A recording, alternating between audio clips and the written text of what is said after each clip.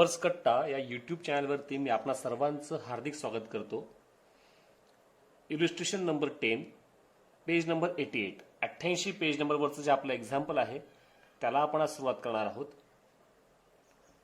जास्त वेळ न घेता मी एक्झाम्पलला सुरुवात करतो. वाचतोय प्रथमतः example. Saraswati high school Khed show the following position on 31 March 2018. आता असं एक्झाम्पल आपण प्रथमतः बघतो आहोत की त्या एक्झाम्पलमध्ये बॅलन्स शीट पण दिलेलं आहे आणि रिसिप्ट अँड पेमेंट अकाउंट पण दिलेलं आहे. यात समजून घेण्यासारखं काय आहे तर ह्या ठिकाणी 31 मार्च 2018चं बॅलन्स शीट आहे आणि 31 मार्च 2019चं रिसिप्ट अँड पेमेंट अकाउंट आहे.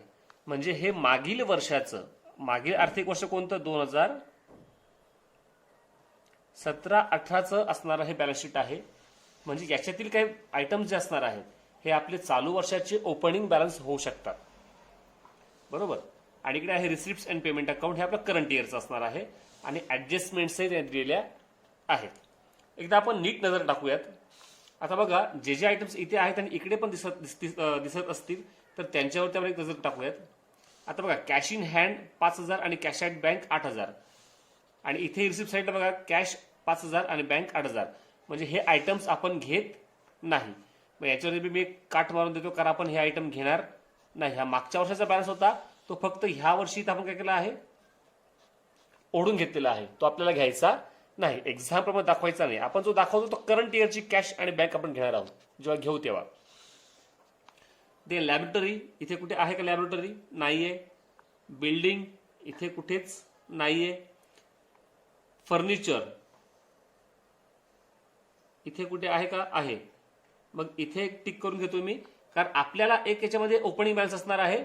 समजा हा आपला काय असणार आहे ओपनिंग बॅलन्स, आणि हा जो इथला असणार आहे हा आपण वर्षभरामध्ये नवीन खरेदी केला आहे, बरोबर. आपण एक्झाम्पल सॉल्व्ह करताना बघूया असते. नंतर बुक्स इथे पण आहे आणि बुक्स इथे पण आहे. मी मुद्दाम इथे टिक करून घेतोय कारण हे आयटम्स आपल्या लक्षात ठेवायचे आहेत. ट्युशन फीज इथे पण आहे आणि ट्युशन फीज इथे पण आहे. ओके. आता ज्या ज्या आयटम्सला ऍडजस्टमेंट आहेत त्यांनाही आपण टिक करून घेऊयात.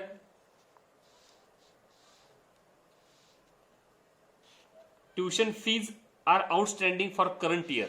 मग हे ट्युशन फीजला आपण एक टिक करून घेऊयात.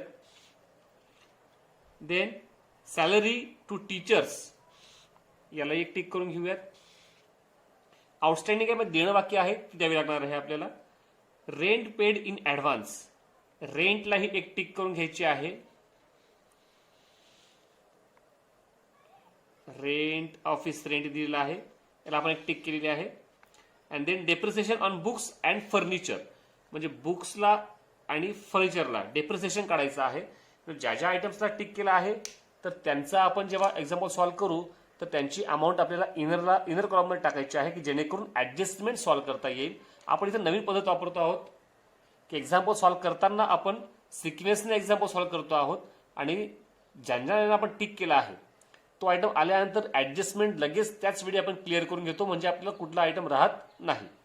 अशा प्रकारे हे एक्झाम्पल आपण सुरू करतो आहोत. प्रथम लायबिलिटी साइड, कॅपिटल फंड आणि एंट्रन्स फीज. आता एंट्रन्स फीज इथे दिलेली आहे, याचा अर्थ आपण हे लायबिलिटीलाच दाखवायची आहे, दुसरीकडे अन्यथा कुठे दाखवायची गरज नाही. प्रथम आपण घेऊयात लायबिलिटी साइडला कॅपिटल फंड.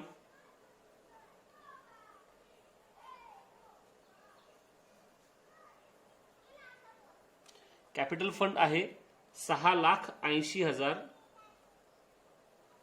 इनर कॉलम आणि नंतर एंट्रन्स फीज 20,000. 2 ते 3 जागा सोडून मग म्हणायचं आहे.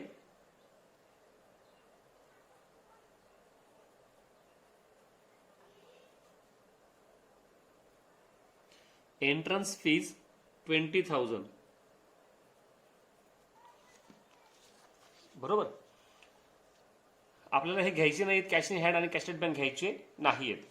नंतर आहे लॅबोरेटरी, ही आपली ऍसेट आहे, ओपनिंग बॅलन्स आहे, वर्षभरात काही नवीन खरेदी केलेलं आपण नाही. पेमेंट साईडला चेक केलं आपण, नवीन काही खरेदी केलेलं नाहीये, बरोबर.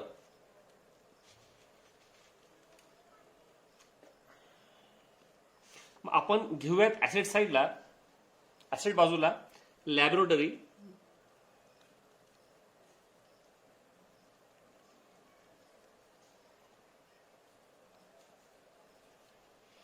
₹15,000.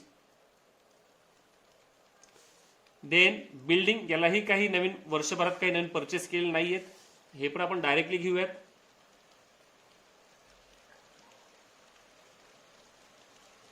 बिल्डिंग ₹6,00,000.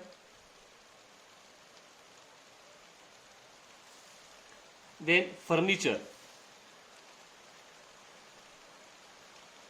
हे सर्व आपले ओपनिंग बॅलन्स असणार आहे या वर्षाचे. फर्निचरला बघा आपण इथे एक डॉट केलेला आहे, म्हणजे आपल्याला वर्षभरात आपण नवीन खरेदी केलेलं असणार आहे. बघूयात आपण, खाली पण आहे ना, आपण टिक केले बघा इथे फर्निचर, बरोबर.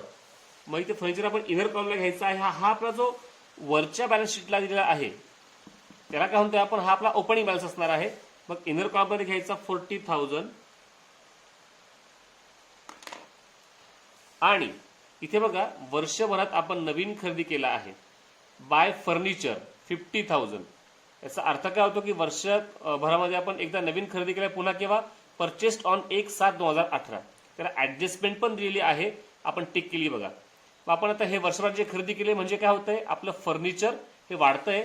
मग इथे म्हणूयात आपण ऍड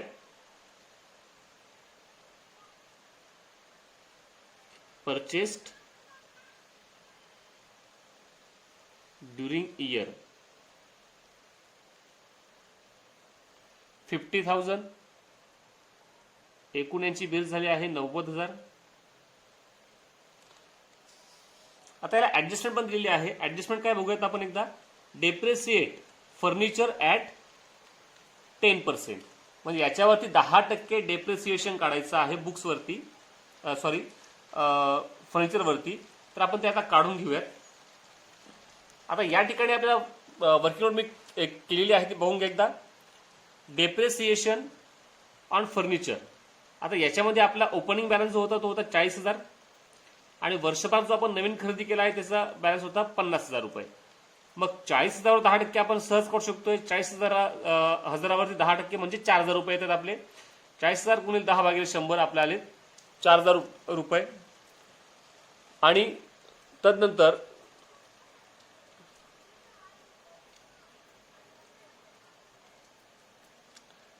त्यानंतर 50,000 जे आहेत तर याच्यावरती आपल्याला काढायचं आहे. ते तारीख दिली बघा, आपण केव्हा खरेदी केलंय, परचेस्ड ऑन 1/7/2018, म्हणजे 1/7 नंतर 7, 8, 9, 10, 11, 12 आणि पुढे पुन्हा मार्च पर्यंत, म्हणजे 1, 2, 3, म्हणजे 9 महिने भरतायत आपले. तर 9 महिन्यांकरता आपल्याला काढायचं आहे 50,000 गुणिले 10/100 गुणिले परत त्याला 9/12 आपण करणार आहोत, बरोबर. तर आपलं ते उत्तर आलं पाहिजे 3,750 रुपये. आता यात तुम्हाला वाटलं तर आपण एक करू शकतोय की याच्यामध्ये 1 शून्य गेला, हा 1 शून्य गेला, इकडेचा 1 शून्य गेला, हा 1 शून्य गेला. तर आपलं 5,000 जे उत्तर येईल आपलं, त्याला परत गुणिले 9/12 जेव्हा आपण करतो आहोत तर आपलं उत्तर आलं पाहिजे 3,750 हे उत्तर आलं पाहिजे. म्हणजेच काय, तर आपल्या 40,000वरती 4,000 आणि 50,000वरती 10% 9 महिन्याकरता 3,750, दोन्हींची बेरीज होते 7,750. इतकं आपलं डेप्रिसिएशन आपल्याला वजा करायचं आहे. मग आपण घेऊया तिथे लेस 10% डेप्रिसिएशन 7,750 रुपये वजा केल्यानंतर आउटरला आपली अमाऊंट आली पाहिजे 82,250 रुपये. आता फर्निचर झालं. आता याचं सेकंड फेक द्यायचं बाकी, आपण सोबत देऊयात. नंतर पुढचा आयटम इथे येतो आहे बुक्स. याला पण आपण इथं बघा एक डॉट केला आहे, याचा अर्थ नवीन खाली कुठेतरी खरेदी केला असेल आपण बघ, इथं पण डॉट दिलेला आहे. म्हणजे आपण हा एक आयटम घेऊन टाकूयात ॲसेटला बुक्स. बॅलन्स शीटचा असणारी अमाऊंट जी आपली आहे ती ओपनिंग बॅलन्स असणार आहे 22,000 आणि वर्षभरात आपण नवीन खरेदी केली आहे 15,000 रुपये. मग इथे म्हणायचं आहे ॲड परचेस्ड ड्युरिंग इयर. तर बुक्स आपण जे वर्षभरात नवीन खरेदी केले आहेत ते आहेत एकूण 15,000 रुपयाचे. त्याची टोटल इथे आहे 34,000 रुपये, 37,000. आता यालाही आपण बघितलं, इथे एक टिक केली बघा आपण. यालाही एक ॲडजस्टमेंट आहे. ॲडजस्टमेंट काय बघूयात आपण. Depreciate on books at 50%. 15% depreciation त्याच्यावरती आपल्याला काढायचं आहे. आता 15% कसं काढायचं आहे तर बघूयात आपण. फक्त लक्षात ठेवायचं आहे की आपण जे 15,000चं नवीन खरेदी केलं आहे त्याच्यावरती 1/1/2019 पासून म्हणजेच 1 जानेवारीपासून म्हणजे जानेवारी, फेब्रुवारी, मार्च 3 महिन्याकरता फक्त काढायचं आहे. आणि इथे आपण टोटल 22,000वरती 1 वर्षाकरता पूर्ण करणार आहोत आपण. इथे बघा 15% डेप्रिसिएशन ऑन 22,000 हा आपला ओपनिंग बॅलन्स आहे. 22,000 गुणिले 15 भागिले 100 तो आपलं उत्तर येतं 3,300 रुपये आलं पाहिजे. आणि नंतर 15% डेप्रिसिएशन ऑन 15,000 जे आपण वर्षभरात नवीन खरेदी केलं आहे 1 जानेवारीला, आणि याच्यावरती आपण काढणार आहोत 3 महिन्याकरता. बरोबर. म्हणून 15,000 गुणिले 15 भागिले 100 गुणिले 3 भागिले 12 याचं उत्तर आपलं 563 आलं पाहिजे. ह्या टोटल स्वतः तुम्ही सर्व करून बघायच्या आहेत. हे केल्यानंतर आपलं उत्तर आलं पाहिजे 3,863 रुपये. बरोबर. म्हणजे हे डेप्रिसिएशन आपण काढतो आहोत त्याला आहे 3,863 रुपये.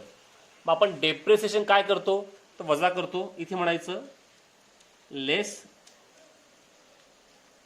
Depreciation at 15%. आपण टोटल जी काढली आहे 3,863 रुपये. आपण ते वजा करूयात.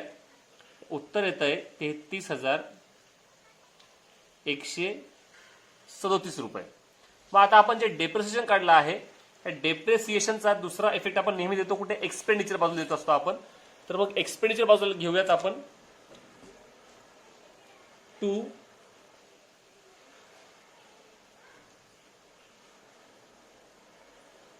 डेप्रिसिएशन ऑन, प्रथम आहे फर्निचर. त्याच्यावरती आपण काढला आहे 7,750 रुपये.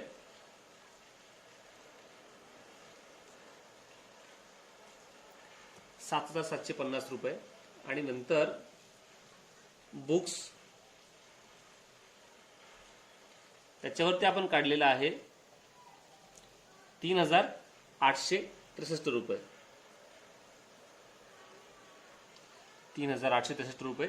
त्यांची एकूण टोटल इथे आहे 11,613 रुपये.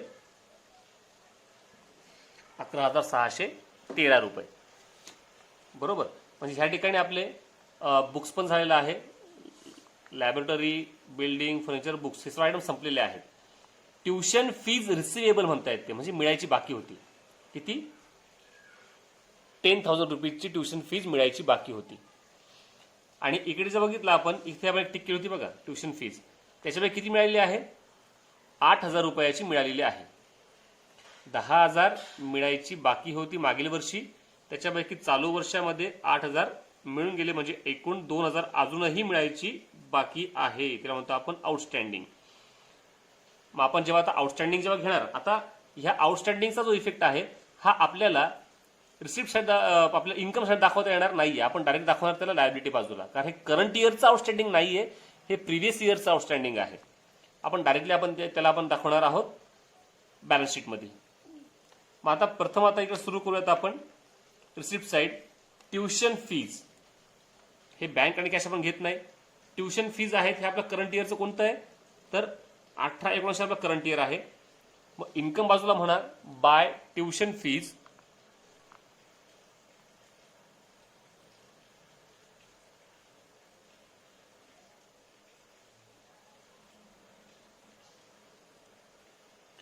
करंट इयरचं आहे 1,00,000 रुपये. त्याला ऍडजस्टमेंट पण दिलेली आहे. काय आहे ऍडजस्टमेंट बघूयात. Tuition fees are outstanding for current year ₹5,000. Current इयरचं आउटस्टँडिंग किती आहे? 5,000 रुपये. आउटस्टँडिंग काय करतो आपण ऍड करतो. मी इथं म्हणायचं आहे ऍड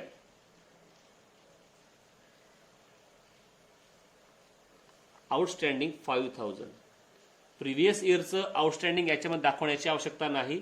डायरेक्ट अमाऊंट आता मी आउटरला घेतो आहे 1,05,000 रुपये.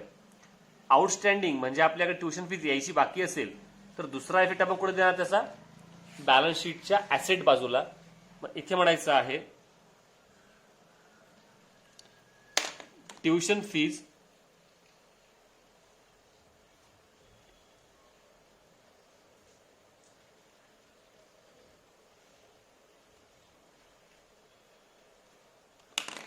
याच्यामध्ये मागील वर्षाची 2,000 बाकी ती पण दाखवावी लागणार आहे.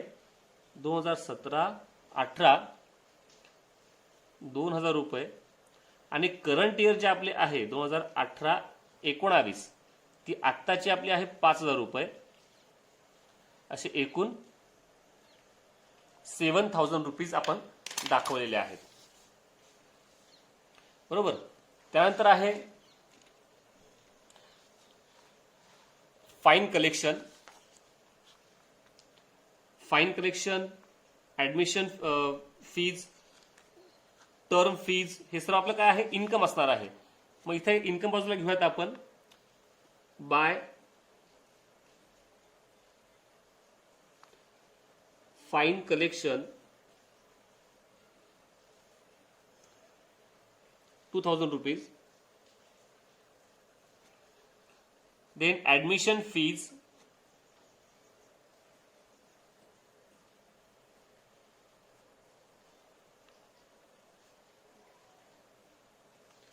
10,000 rupees. Then term fees 7,000 rupees.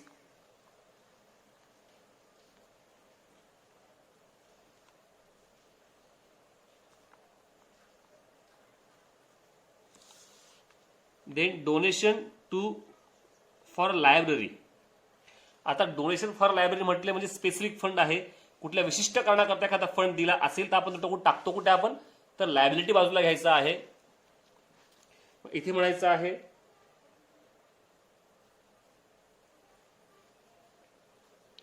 Donation for library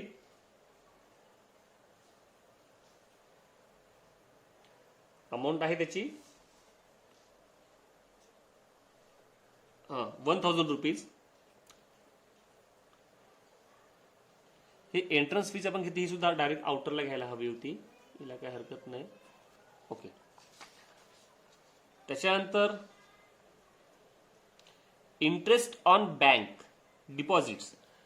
व्याज मिळाले बँक डिपॉझिट वरचं म्हणजे इन्कम आहे. Bye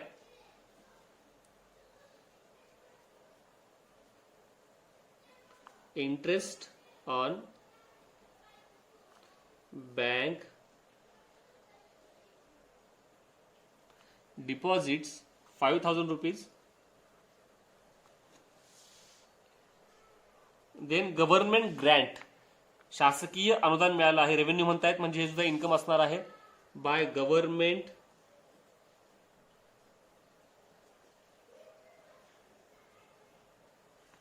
grants 2 lakh rupees. बरोबर. हा आयटम झालेला आहे. आता बघूयात आपण पेमेंट बाजूला जाऊयात. त्यात पहिलाच आयटम आपला आहे सॅलरीज टू टीचर्स. याला ऍडजस्टमेंट पण आहे. हे आपला खर्च असणार आहे. आपण टाकूयात त्याला एक्सपेंडिचर बाजूला. मग एक्सपेंडिचर बाजूला म्हणायचं आहे टू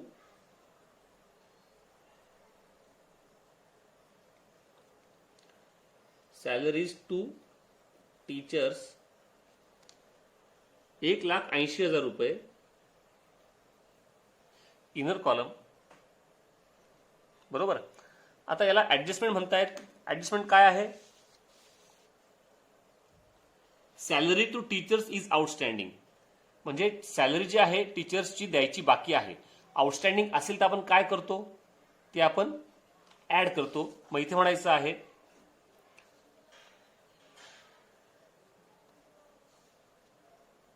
ॲड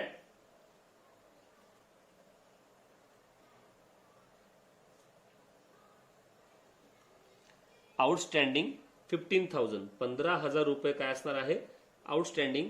यांची बिल्स आपण घेतोय आउटरला 1,95,000. आता खर्च आहे जो द्यायचा बाकी आहे, तर दुसरा इफेक्ट कुठे गेला पाहिजे, लायबिलिटी बाजूला. मग इथे म्हणायचं आहे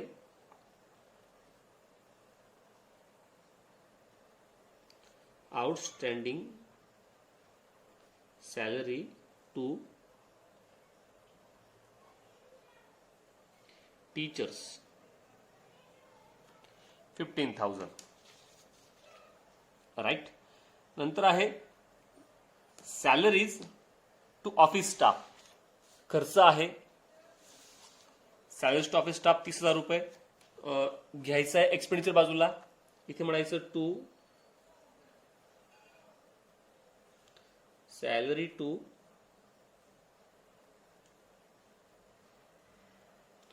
ऑफिस स्टाफ. त्याची अमाऊंट आहे 30,000 रुपये, 30,000 रुपीज. देन बुक्स झालेला आहे. प्रिंटिंग अँड स्टेशनरी 5,000 रुपये खर्च आहे.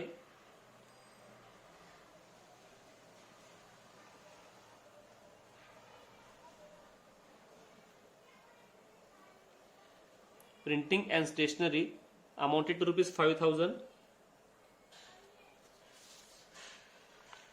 देन अॅन्युअल गॅदरिंग एक्सपेन्सेस हा सुद्धा आपला खर्च आहे. इथे घ्यायचा आहे टू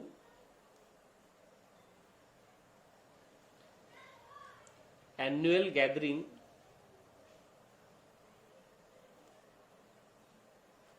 एक्सपेन्सेस 10,000 रुपीज.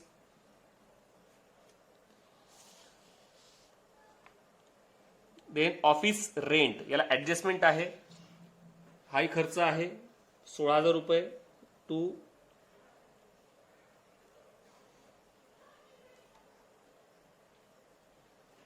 ₹16,000 ऍडजस्टमेंट आहे. Rent paid in advance rupees 3,000. 3,000 रुपये ऍडव्हान्स मध्ये पेड केले आहेत. ऍडव्हान्स पेड केले असतील तर आपण त्याचं काय करतो, आपण ते लेस करतो. म्हणून म्हणायचं आहे लेस पेड इन ऍडव्हान्स किंवा प्रीपेड. प्रीपेड किती आहे आपलं 3,000 रुपये, आउटरला 13,000 रुपये. प्रीपेड केलं असेल तर आपल्याला पुढच्या वर्षी देण्याची गरज नाही, म्हणून आपली ती होती आता मालमत्ता. म्हणून इथे म्हणायचं आहे प्रीपेड रेंट रुपीज 3,000. त्यानंतर रेंट झालं, ऑफिस रेंट. ओके. रिपेअर्स हा सुद्धा आपला काय आहे व्यवसायाचा खर्च आहे. मग इथे म्हणा टू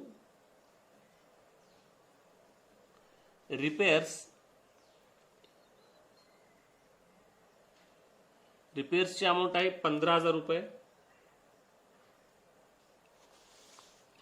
देन स्पोर्ट्स एक्सपेन्सेस हा सुद्धा खर्च आहे 5,000 रुपये.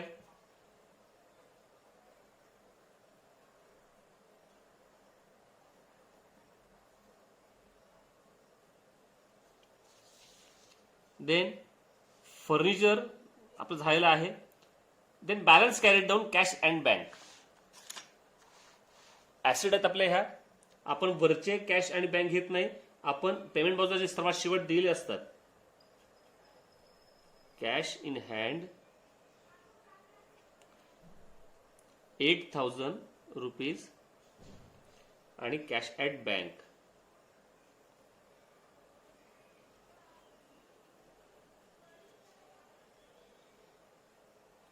12,000 रुपये. अशा प्रकारे संपूर्ण आयटम्स संपलेले आहेत, काही बाकी नाही. सर्व ऍडजस्टमेंटचे 2-2 इफेक्ट्स पण दिले गेले आहेत. सॅलरीचा पण आपण दिला आहे. ओके, रेंटचा आताच दिला आणि हे पण दिलं आहे. सर्व इफेक्ट्स आपले दिले गेले आहेत. आता आपण एक्झाम्पल टॅली करूयात. प्रथम आपण इन्कम बाजूची बेरीज करूयात. इन्कम बाजूची बेरीज आपली म्हणजे क्रेडिट बाजूची बेरीज येते आहे 3,29,000 रुपये क्रेडिट साईड, आणि डेबिट साईड म्हणजे एक्सपेंडिचर बाजूची बेरीज केली असता ती येते आहे 2,84,613 डेबिट बाजूची बेरीज येते आहे. स्वतः तुम्ही सर्व ह्या बेरीज करून बघायच्या आहेत. आणि मग आता यांची वजाबाकी जेव्हा करतो आहोत तेव्हा उत्तर आपलं येतं आहे 44,387. ज्या बाजूची बेरीज जास्त येते त्या आपण ती प्रथम लिहून टाकूयात.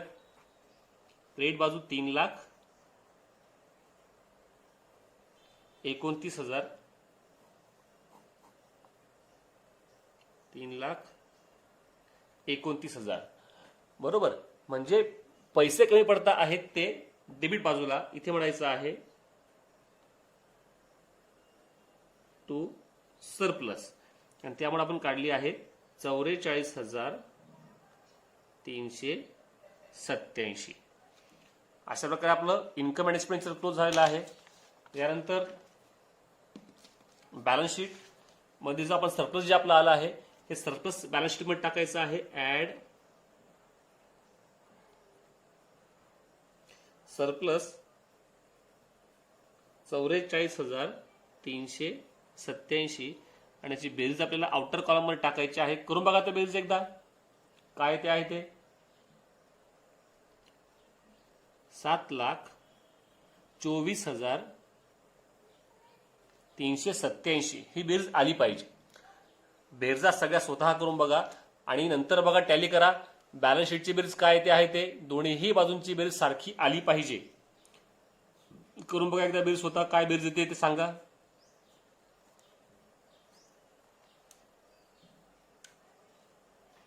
याची बेरीज आली पाहिजे 7,60,387.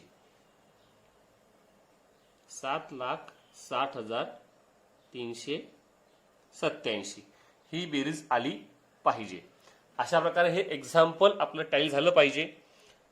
10वं एक्झाम्पल मी सॉल्व्ह करून दाखवलं आहे. तुम्ही स्वतः मी नेहमी सांगतो त्याप्रमाणे घरी सोडून बघायचं आहे. स्वतः केल्याशिवाय काहीही जमणार नाही. एक्झाम्पल सॉल्व्ह करताना बघतो आपण तर तेव्हा वाटतं की एकदा नजर टाकूयात उत्तरावरती, तेव्हा वाटतं की एक्झाम्पल सोपं आहे, सर्व आपल्याला येतं आहे, जमतं आहे. पण जेव्हा स्वतः आपण करायला बसतो तेव्हा कळतं की काय काय अडचणी आपल्याला येऊ शकतात. Income and expenditure account, balance sheet,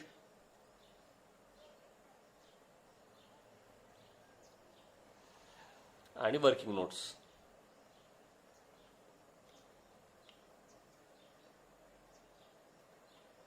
धन्यवाद.